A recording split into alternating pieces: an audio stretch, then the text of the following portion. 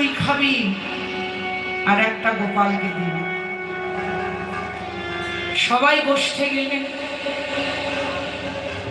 ওঠে খেলা খেলতে খেলতে খেলতে খেলতে শ্রীরামের খুব ক্ষুধা পেয়েছে। শ্রীরামের যখন খুব ক্ষুধা পেয়ে গেছে,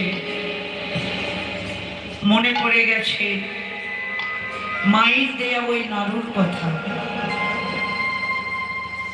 আঁচল থেকে বের করে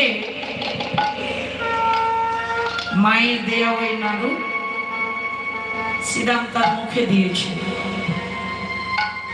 একটা নাড়ু খেয়ে কি কারো ক্ষুধা নিবারণ হয়?